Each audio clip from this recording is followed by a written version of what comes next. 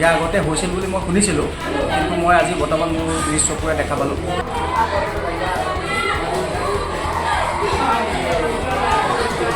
সাতজন স্কুলের বিদ্যার্থীদের অন্য স্কুলের মধ্যে আমরা ইতিমধ্যে দেখতে পেয়েছি হুলস্থুলের পরিবেশ হয়েছে। এখানে বেহুশ হয়ে গিয়েছেন এই বলে আমরা যতটুকু জানতে পেরেছি। এখানে কী কী অবস্থা হয়েছিল সে পরিবেশ